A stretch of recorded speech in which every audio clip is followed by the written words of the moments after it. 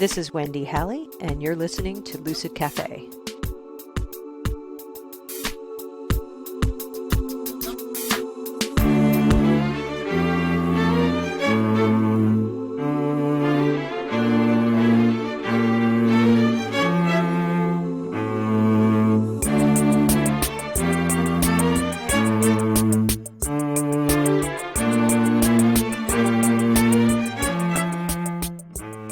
Welcome back.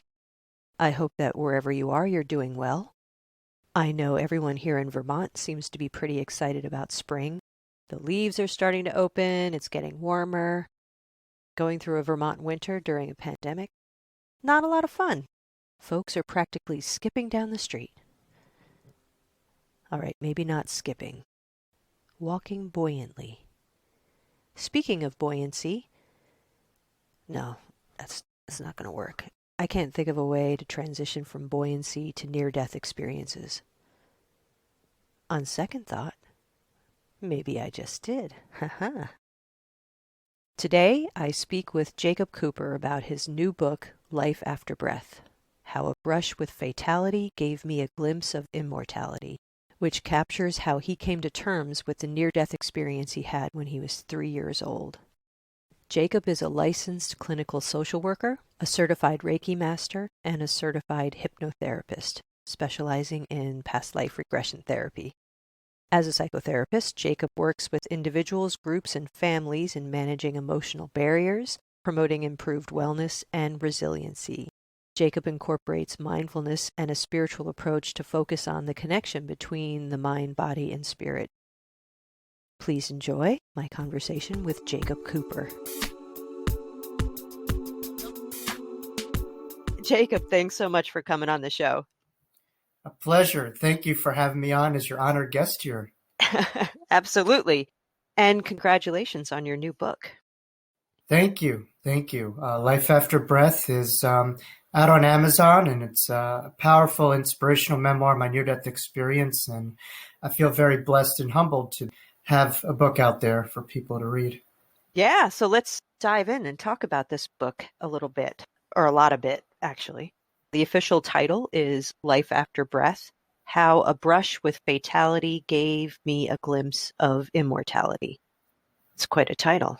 Yes. The title, I was chewing over a couple different ones, but I sat in prayer and meditation and just kind of asked what's kind of like a good title that will kind of summarize my near-death experience that I speak about in my book, or, encompasses a lot more than just that. And this title came about because, I think right now, working as a psychotherapist in the field of mental health, I think the common theme is that people feel just very much out of breath, out of energy. They just feel very fatigued. And so my goal is really for this book to give people a fresh new insight and new breath as we enter into the new year during everything that we've been through this past year. A breath of fresh air. Yeah. The title does really capture the experience you write about in your book.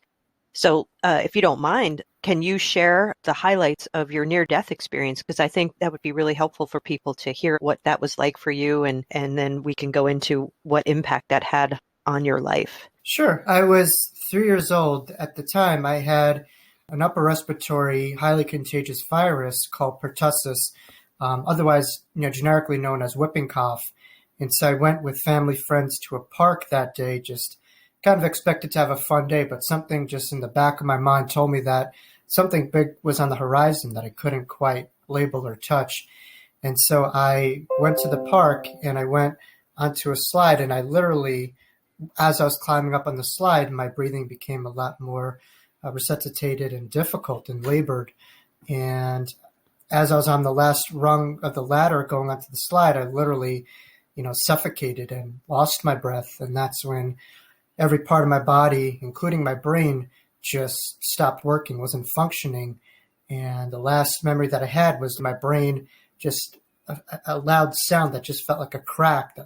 My brain cracked in half, and that's when, the other side or God came in. And once my brain just cracked open, that's when I raced down this insane tunnel down to the infinite light, and I was aware or cognizant of angelic beings, spiritual guides, soul family members, and what I like to describe as God, and as well as Christ awareness or Christ consciousness that happened. It also gave me intel and information into soul's purpose, previous carnations, and a little bit more awareness as to what this lifetime was about from understanding the greater orchestrated game plan with an intelligence far greater than my own. One of the most significant parts was many near-death experiencers will say that they had no choice, that they had to stay in the other side. And so for myself, I was given the option of staying or going, and I chose to stay based off of, what I was provided to and what I was being shown through my guides, angels, and spirit of, heaven is great, but incorporating the hereafter to the here now was, something that I was trying to do within this body in this lifetime. And ultimately, that's, I think, all of our goals is to bring who we are, where we come from, to this foreign place here on Earth. Okay. So can I explore that experience a little bit more with you? Absolutely. Please do. Yes. Because you use a very strong word, crack. My brain cracked. Open or in half?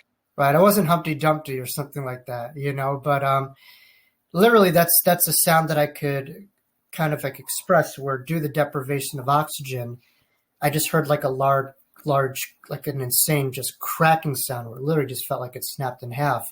And there's a saying in your head, in my brain, my actual brain, due to the deprivation of oxygen. And, people have a saying that my brain cracked open and God came in. That happened to me where I felt my brain just shutting down, and almost you take like a power breaker in a home and just yank it out of the wall. And, it just isn't there. That's just kind of what happened to me. It just felt like it just snapped. Like you went offline. Yeah. Yeah. I was in the physical reality. Yeah. I was plugged out of the physical and plugged into the, other side. All right. And so you also said that you were privy to all of this knowledge through your experience. I'm imagining it at 3 years old to have this experience. And then I'm just thinking developmentally, when you're 3, you don't have the capacity for abstract thought yet. So when you are resuscitated, and I mean, I that's what I want to talk to you about a little bit is how did you as a 3-year-old, did you even make sense of it? Or, I mean, you talk about this in your book, that it actually was something that hit you in a deeper way as you got older, or there was an insight around, wow, that happened to me. Mm-hmm. So can you talk a little bit about that? I would say, none of us are our bodies or chronological ages. That's how we portray ourselves to the world. That's very much just the surface of who we are. So this was happening to a much deeper part of myself that went far beyond the physical age, or 3 years old. This happened to the eternal vantage point of my soul on a very deep level. And so within 3-year-olds, there's an external portrayal of that age where the soul and the body familiarize themselves, and that takes time. But there's whole interplay of this inner world that happens within anyone who comes to this planet. And so that's the deeper kind of waters of consciousness. And so when I was in this experience, I was really tapping into, not necessarily just the limited 3-year-old body, but the eternal soul with eternal awareness. And so if it's possible for people to have memories of previous carnations, right, past lives, why is it not possible for people to also remember stuff that happened very early on in their lives and connect to a part that's much greater than themselves? Right. Yeah, I don't conflict with that at all. It's just more you can have one of these really highly spiritual experiences and then trying to make sense of it in your brain afterwards.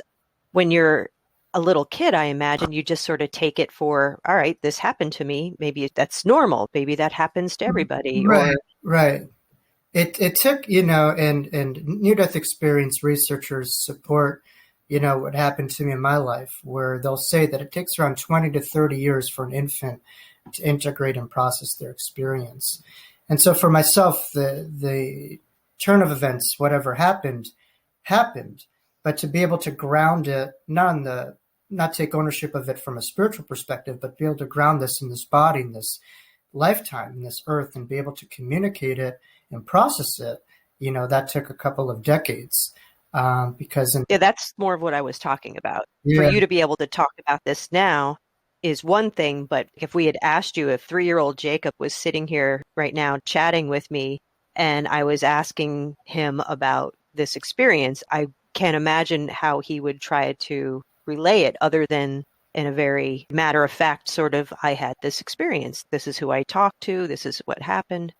yeah, I think most near-death experiencers shut down because whatever they experienced was so profound, and words are just so limited in terms of their expression, in terms of their ability to just encompass and describe what occurred. And so as I got older, the event stayed the same, but the ability to articulate it to other people increased. And so I was able to, express it. And still words I view as quite limiting. They don't encompass the love, the eternal love on the other side and what transpired. But it's the ultimate superpower that I have to give over to other people. Because ultimately, if I just hold on to this experience, it has no value other than to myself. I fully believe that any experience isn't just for yourself, but rather to create a ripple effect from its impact on other people. Right. So hence you're writing this book, right? That was your wish, I imagine, and what you said earlier. Yeah, I hope I did my best to plant my seed and, tried to really relay it to other people as best as I could. But, my goal is for people not to get too attached to my story, but to have this story allow other people to take ownership of their own stories, and for something to be familiar within my story of their own memories that go far beyond this body and this lifetime. One of the things I'm really fascinated with is how we make sense of these kinds of experiences. Like I think back to when I had my first visionary experiences and I just kind of tucked them away because I didn't quite know what to do with them. I didn't know how to make sense of them. And I'm also, as a clinician as well, I'm also really aware of how powerful our beliefs are in acting as a filter for how we interpret these things. Do you see that as something that you wrestled with? Did you have an existing kind of spiritual foundation and then you have this experience? Did it fit with it or did it conflict? Or how did you make sense of this as a human being with your spirituality? The life that I grew up in and the culture, religious background was very much diametrically opposite, and non-congruent with what I experienced on the other side. It was very different. It's kind of ironic that within my experience, it happened at the time of Yom Kippur in September of 1993, which is the Holy of Holy Days in the Jewish tradition, a time where you really kind of tend to cleanse yourself before you meet the Creator. To try to have a year of health and well-being, prosperity for the new year. And so it's a time of atonement, a time of judgment. And so from that time, in 1993, I had quite a different experience with the Creator. It wasn't, God in man's image. It was a God or a universe much different than anything that we know of in this lifetime. And that was just unconditional love, understanding, and words that just couldn't describe it. The God that's almost described in many religions is very much a God of this earth. It's not a God that is above it that we can't comprehend within our own experiences. And so the rituals, the laws, the parts that you had to strive to become something to get something, the transactional dynamic and checklist was a lot different than the God that I experienced that, loved you for who you've always been and who you always were, as you are a part of the eternal God force. So yeah, that makes sense to me. Again, based on my own experiences, I'm thinking that kind of love you encounter, it's not like human love, right? It's or lust. Right.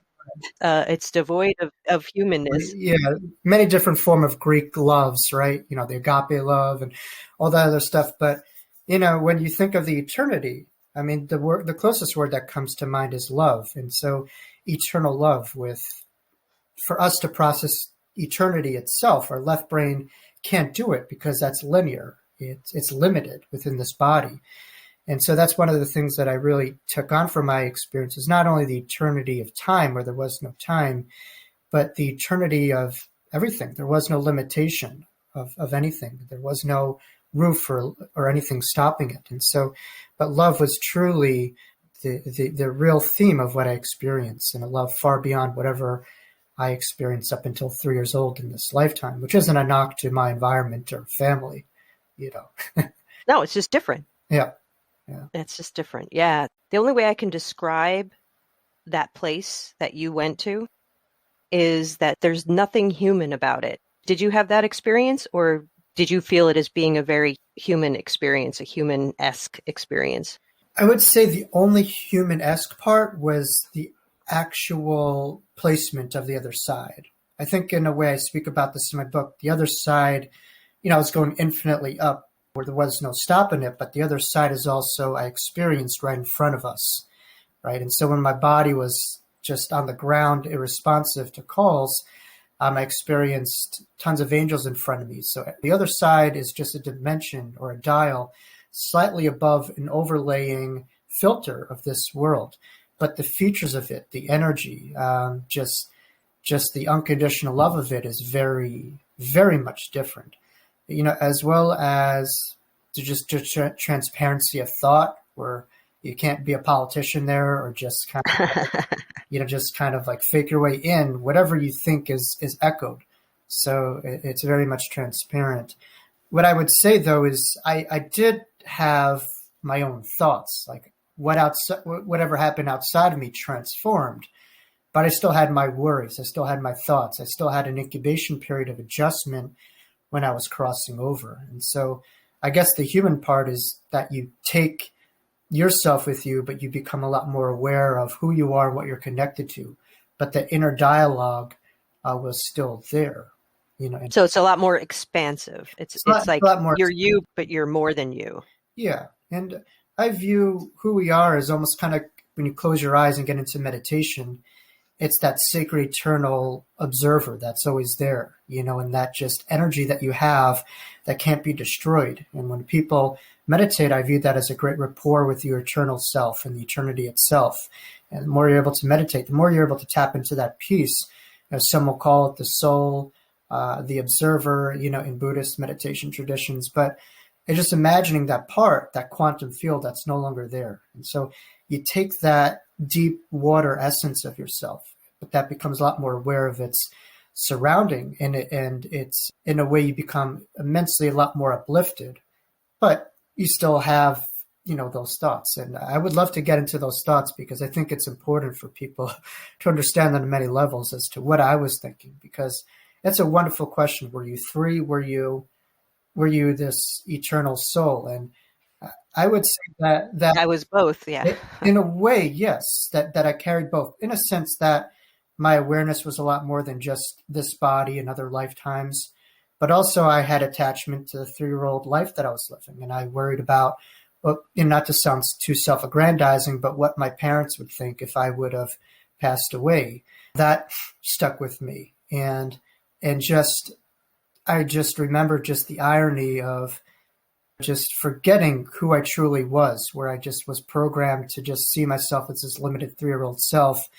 And when I touched into that, I just saw myself in so many different lifetimes and bodies that I had no attachment to that age in a way. And so it just, threw me off from how I was being programmed as I got from the shores of the other side to identify myself with this body, this lifetime, this age, and this number. And I was tapped into a much greater awareness that I was not all that. And I was kind of that at the same time too. It's kind of hard to explain. No, I think I'm understanding what you're saying, at least as much as I'm capable of understanding someone else's experience in this very ethereal place. Right. So are you saying that you had glimpses of other incarnations that you had lived? Yes, and I speak about this in Life After Breath. The most relevant incarnation, that I had was actually evidentially proven through various different intuitives who haven't read my book, never read my story. This was before I ever started getting public, which was around the 2016 time, 2015, 2016 time. And that was a lifetime in which I took my own life and I committed suicide.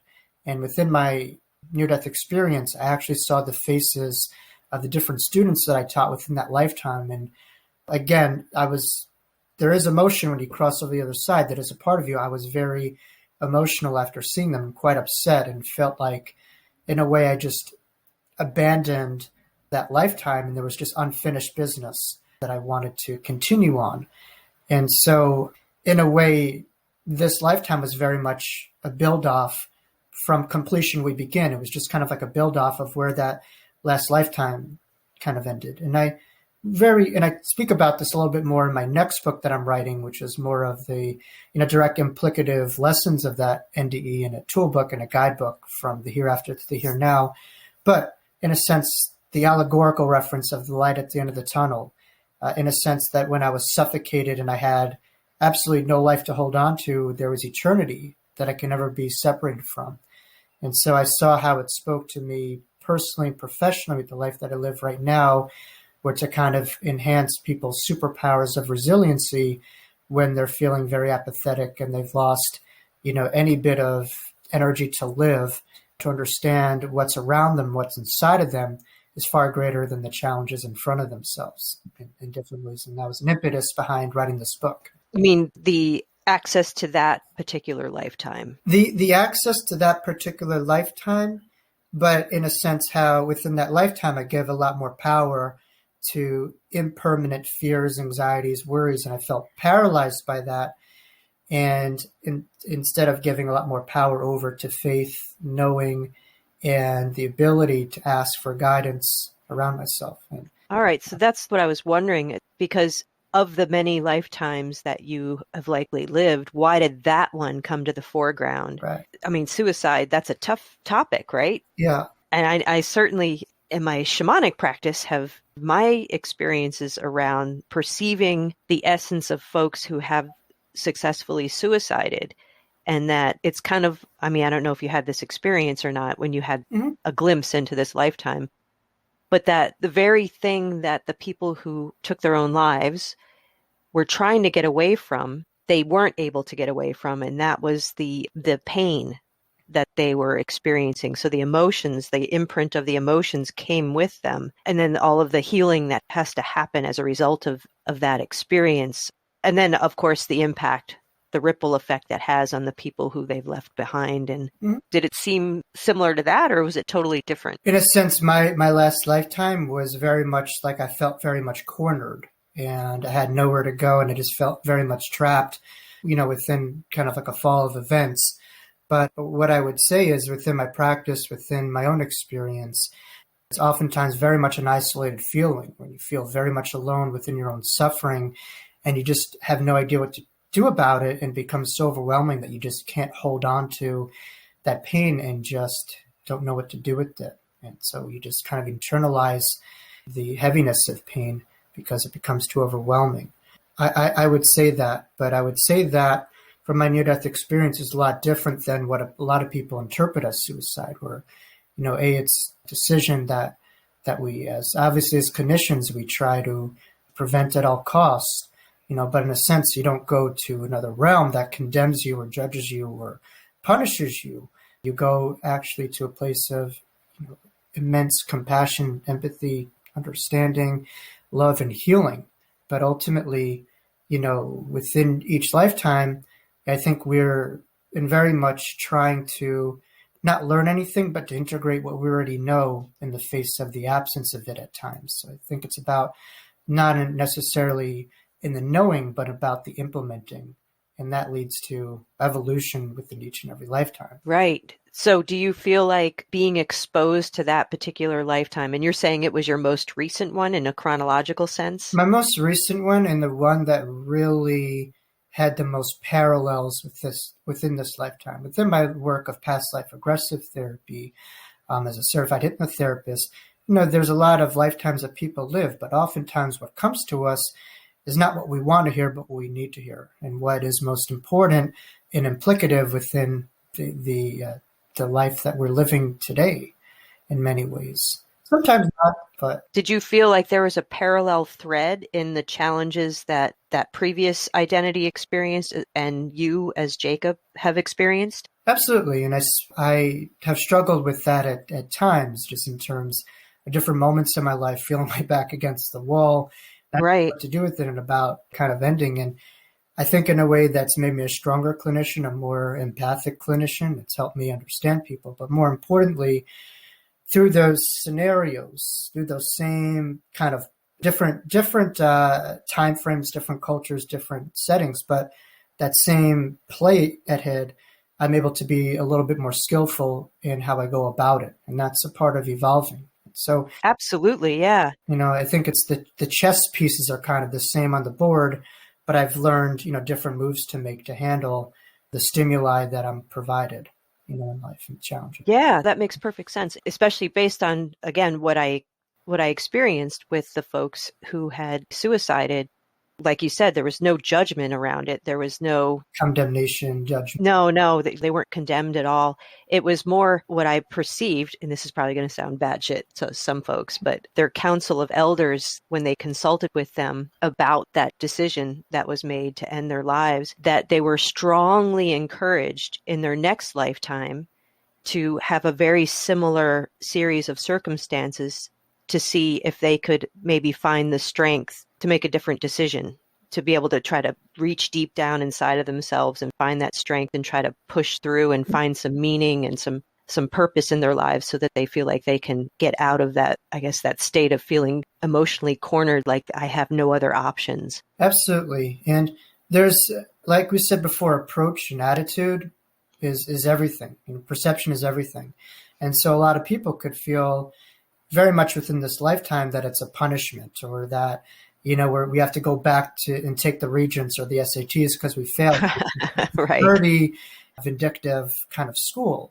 But I try to always take the high road on a personal, professional level, which is these are what we're seeing. How could we see this from a higher vantage point? How could we take a higher order perception?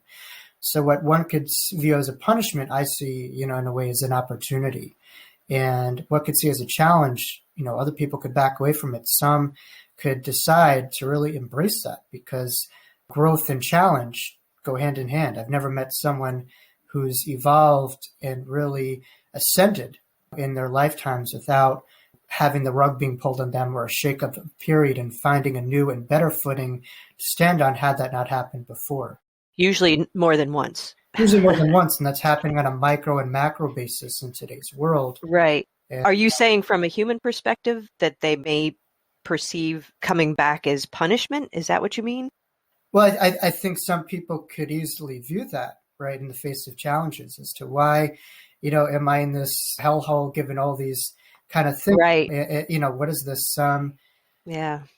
kind of abusive, punishing God that's putting me through all these things? And I'd say that it's a unique opportunity to re-remember and reintegrate what we know in our hearts, and to give all of this negativity and taking the power on our inner level and putting negativity and all these challenges to the powerless form that it came from. Because ultimately, darkness is not there if we're able to see the light behind it and see its illusion. You need both. Right, you need both. The darkness illuminates the light, right? But at the end of the day, that light casts a big shadow, and that's what I try to gravitate to. But the yin and yang work well in together. So how would you translate that in your everyday life? Because that's a very Broad, that's a very esoteric kind of concept. So how would you say to someone who may not understand what that means? right. I view, mindfulness as a wonderful practice that's really becoming a lot more mainstream, that has spirituality with practicality implications, in a sense that you're able to integrate all these things within day-to-day experiencing. And so within mindfulness, a key principle is a stimuli response dynamic, right? We get, like a bad thing that we could say that happened to us that causes us to feel as if we're trapped. And so that's kind of what's happened to us. But our ability to respond to it, is our ultimate superpower and freedom. So we walked into that. And so how do we find freedom in the face of our hands being tied in a difficult situation? And so our approaches, our engagement between the stimuli and response will thus influence our experiences. And so it's not so much what happened to us, but rather what's happening on an inner level that could cause us to really engage with almost anything and create freedom in the face of adversity or imprisonment within difficult situations. And I think ultimately it's tapping into something inside of us in the face of something outside of us that will determine that. Right. I mean, I think when we are focused externally, and I think most of us, that's where we live, is Right. kind of focused on the external world and trying to manipulate and control the things around us to make us feel okay inside, when the truth is, like you're saying, it seems that where the power really lies is internally, where you have actual control. Sure. About 2 weeks ago, we had Holocaust Remembrance Day, right? And throughout the last 100, 200 years, we think of the most difficult, imprisoned, time frame and era, in dark periods. That had to be it in terms of human suffering and the level of it. But Viktor E. Frankl, who wrote the book Man's Search for Meaning, is really someone who a lot of people speak about within mindfulness in terms of finding ultimate freedom in the face of imprisonment. And if you read Man's Search for Meaning, I think ultimately all those challenges and struggles don't just happen in those moments. They're there for a reason, and we're to integrate and carry those much more difficult situations into our own everyday lives. And so, Victor could have easily said, I'm just in the barracks of concentration camps. I have every freedom taken away from me. I've got nothing. And so I'm dead. I'm a leaf in water. There's my life. But, he decided to really understand that it wasn't on the outside that determined his lifetime, but it was an inner place within. And as Michelangelo would say, the masterpiece that we chip away each and every day, that true part of ourselves that is always there. And so within my near-death experience, that's one of the kind of key takeaways that I have of it within my life or my talks, is to understand what we give our power to over. The second we identify ourselves with the part far greater than our body, we start to be able to perceive events a lot differently and how events come to pass. And so I can understand how people struggle if they see themselves as the body. The body is very infinite, or just see themselves as, or finite. Yeah. Right. Kind of limited, isolated agents. But if you see yourself as infinite, with infinite force behind you, around you, with the ability that can never be hurt nor damaged nor harmed, you're able to really persevere in the face of challenges and embrace that a lot more from understanding, not necessarily believing that, but having an inner knowing of that. So that's something that I really try to take with me. I was thinking about Viktor Frankl as you were talking before. And I think another important piece, too, that he brought forward from his horrendous experience was the importance of finding meaning for yourself, to be able to put things into perspective. And the idea that, yeah, like you're saying, that perception is everything, that how you perceive is going to color your interpretation of your experience. And that's something you can change, is how you're perceiving, what you believe about something. It's not the easiest thing in the world to do, but you can certainly, we're not prisoners to our beliefs. What we were born with, what we will take with us, ultimately what we're defined by. What we can't take with us is things that we can't be defined by, which is our homes, our cars, all these things are vehicles and tools to allow us to live, sure. But, I think ultimately there's an impermanence of life with the body. There's an impermanence within the life that we know. Everything is constantly in flux. And so how do we engage with that impermanence? We could look at the body and understanding, and I think right now for a lot of people with everything happening, that's been very much sped up, that the body is not here forever, that any moment anything can change. We could look at that within a lot of fear, or we can embrace each and every moment that we have that is not promised within this body. And so I think that's an important piece that hopefully people could take. And certainly at the age of 3 years old, I experienced that just like that, very simply. It could all just be taken at an innocent day in a park. And so, I think a lot of people try to push things a couple of years down the road, or leave stuff in the tank. And I firmly believe that we're not here to leave anything in the tank. We're here to leave it all in the field if we can. Well said. I like the native perspective that this world, this physical world, is the dream, and the dream time, the spirit world where you went when you had your near-death experience, that's the real world. Yeah, yeah, yeah. No, I love this saying, to be in this world but not of this world, right? Mm-hmm. So very much connected to another place. I think the struggle that people have is just the forgetfulness of who they are and where they come from, and that's the number one question that people have, is their life's purpose. And so many people's purpose is defined with based off of perception, how we see ourselves, how we see the world, and our worldview, implicates everything.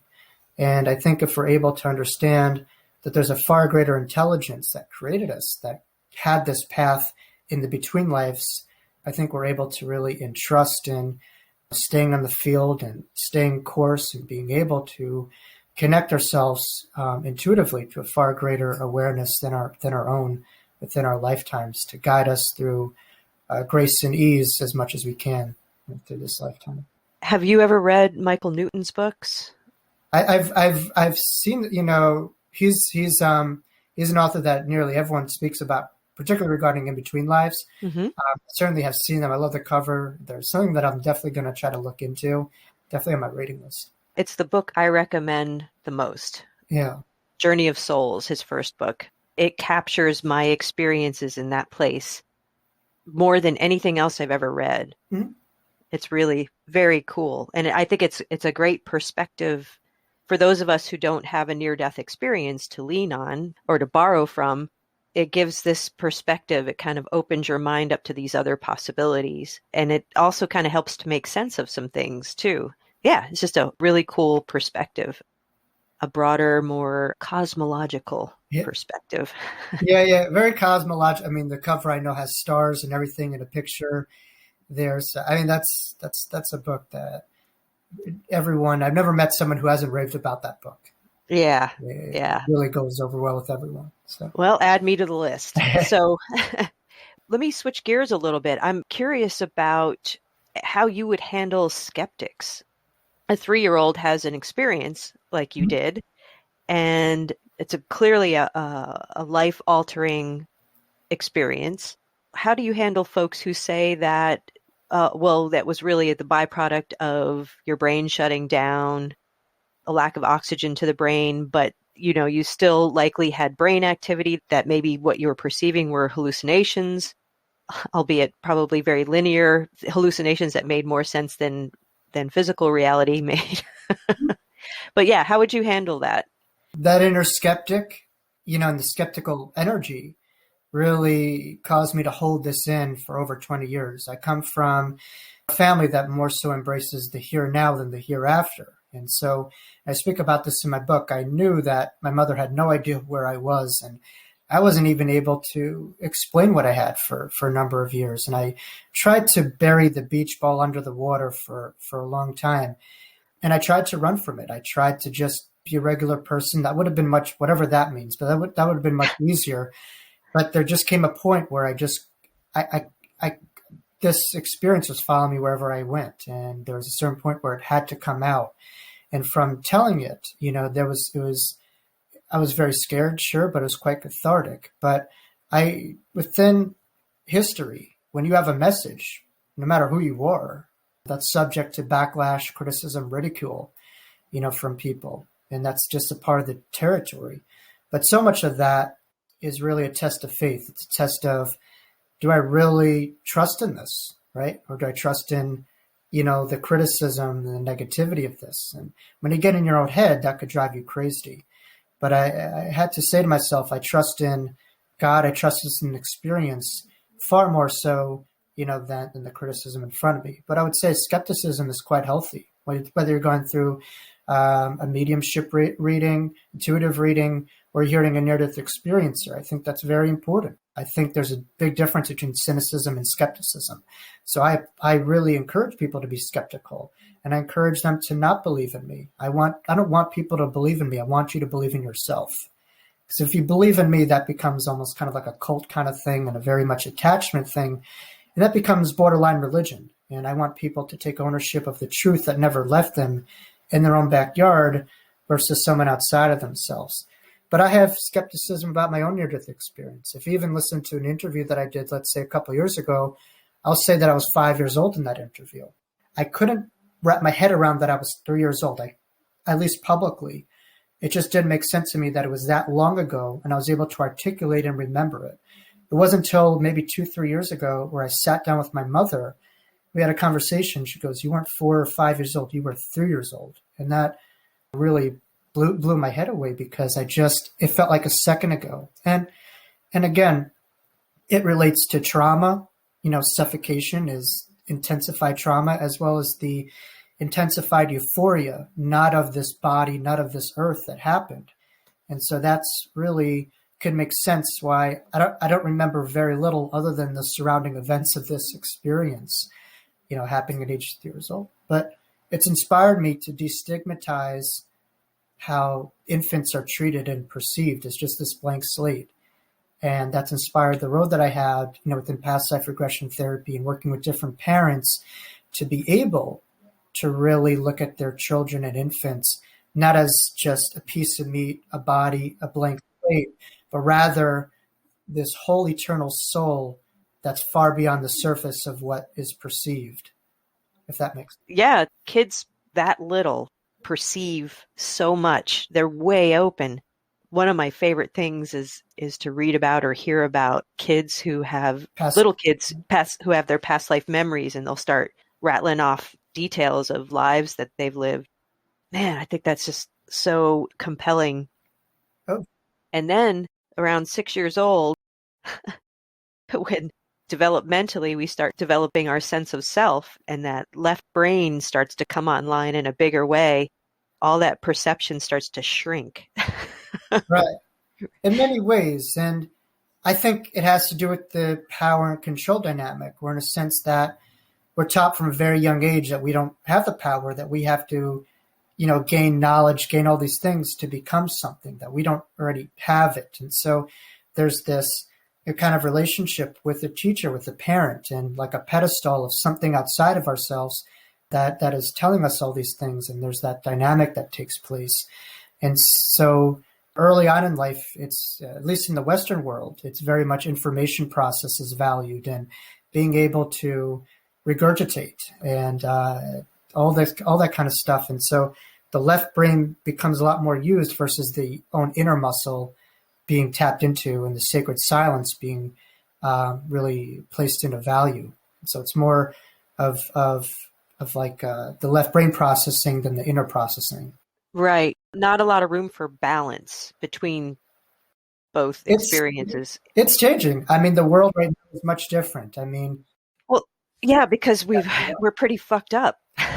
Something has to change. I mean, I often wonder if the Western world hadn't developed in precisely the way it did, where we'd be as a race if we didn't get into this very externally focused left brain dominant. So I always refer to it as top heavy, like really in our thinking minds more than in our perceptive minds or in our bodies or however you want to put it. I wonder what the world would look like if we didn't go down that road. But here we are. Right. And so now we're trying to unravel, I guess, and put the brakes on or whatever we're trying to do. I mean, there are slow steps. I mean, you look at classrooms right now, they're integrating mindfulness within classrooms. In terms of the information, I mean, it's more, regurgitation still and just trying to pass tests and all that kind of stuff and one ear out the other. But, at least there's a part of the school system that values person's mental health, that values the inner game, that understands the quiet as a correlationship between being able to be as productive as possible. There's studies, you can't find one successful person, it's hard to find, who doesn't actually practice meditation. You look at any successful entrepreneur, most of them, a large percentage of them practice meditation. And it's very hard to be our best self without that. But, even on, let's say, Netflix, there's a new documentary, Surviving Death, just came out, which has really been booming. there's a segment of that of children's past life memories. And so Yeah, I saw that. It's really cool. mainstream awareness of children is starting to be a little bit challenged from these undeniable different case studies and examples of children matter-of-factly, undeniably remembering their past lives evidentially. So We went many directions, I'd say. We covered a lot of ground. yes, that's always good. And like I said before, with viewers, the last thing I want any interview to be is to be pigeonholed. I want it to have something for everyone in there, and just some type of insight for everyone to hold on to. So that's what I try to go for, at least when I interview. Is there anything you wish we would have talked about that we didn't? I think in general, maybe the larger macro perspective on transformative experiences, what's happening today. I think in a way, you look at what's happening today. Back in 1975, when Raymond Moody came out with Life After Life and coined the term NDE, that was such a new ground, a new area. Near-death experience has been around for thousands of years, documented through religion and different Greek philosophers and all this kind of stuff. But it's caught a lot more credibility and mainstream awareness as people like Dr. Eben Alexander has come out, Raymond Moody has come out with it, Dr. Mary Neal, who is on Surviving Death. It's the more credible, I guess people come out with these experiences, give confidence and give more acknowledgement to it. But I think what's happening is near-death experiences are really exploding today, for many reasons. I think the incubation period between life and death is extending as medical modalities are improving, and people are able to really form a tangible understanding of it. And so I think for people who are listening, who maybe, let's just say, having a near-death experience and understanding that there's so many different forms of transformative experiences that you could take ownership of. And I speak about this in my book. I had this experience, but the most helpful and grounding measure was to be able to read someone's story. Her name was Betty Adie, who wrote the book Embraced by the Light, who also had that. And once I had a label over it, I gave more universality and confidence to go publicly with it, because otherwise there's just this big thing that I had no idea to know about. And so I think with other people, I think the greatest asset that people could have is to gain support, to have communities, and to take ownership of whatever you have. Because ultimately what I had, I thought it was pretty cool, but I didn't think much of it. And so it's not so much of what we think. We could all chop ourselves until we're nothing, right? But I think ultimately there's a great importance of taking ownership of your story and creating that ripple effect. Because I think in a way, I view the universe as one big musical verse. And if we're able to portray our own sound, our own octave within each and every lifetime better, and not just hold on to it and not express it, we're contributing to the divine collective symphony of this human race that we're playing. So I think it's very important for people to find different resources and different avenues to express their own inspired stories in their own ways. That was very poetic. Thank you. Yeah. Well, I love the idea of always encouraging people to try to find a way to have their own experiences. I'm not talking about dying to have those kinds of experiences, but whether it's some kind of practice that brings your focus inward. I'm a big fan of psychedelic assisted therapies that are helping folks access these other perspectives with guidance in a very safe way. And people are not the same after they have these experiences, similar to a near-death experience. I think one of the things I found that's so fascinating is the statistically significant way in which people who've had NDEs are changed afterwards. Things like they tend to become spiritual, but not religious. They are more interested in the environment. They're less materialistic. The purpose-driven element and the desire to help out others.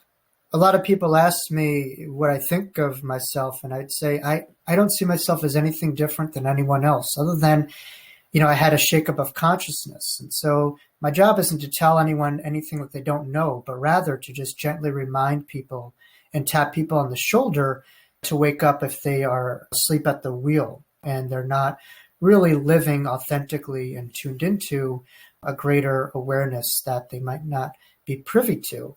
And so my job is just to gently do that. It's not to tell anything that people don't, in their deep of hearts, I believe, know.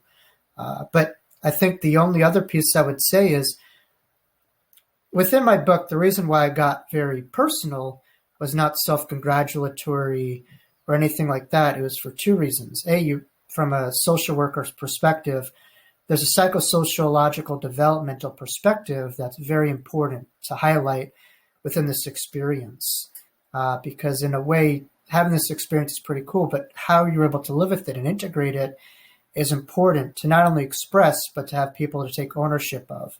Because I do believe the universality element of this near-death experience speaks to us all. We come from this place of eternity, we get programmed, but for people who are tuning into, there's something that is a part of ourselves that doesn't necessarily add up to all that we've perceived ourselves as. And we feel quite deprived, depressed, because in a way, we're nurturing the physical, we're nurturing the body, but we're not tuning into and listening to the sacred voice within. And so I think in a way, for people who haven't had near-death experiences, the most important part is you don't have to go through the trauma that I went through to re-experience that. Through different practices and different techniques, you could do that. But I think in a way, it's something that's inside of us all. And it can never leave us, or we can never truly leave it. So it's always there. All right. Well, Jacob, thank you so much for coming on the show. My pleasure. Thank you so much for having me on your program. Thank you. If you'd like to learn more about Jacob and his new book, Life After Breath, please visit his website, jacoblcooper.com. I've included a link in the show notes. A million thanks for listening. I hope you'll consider supporting the podcast by helping me spread the word, or subscribing so that you never miss an episode, or giving Lucid Cafe a positive review on whatever platform you use. You can also support the podcast by making a one-time or monthly donation of any amount using the link in the show notes. Thanks for listening. Until next time.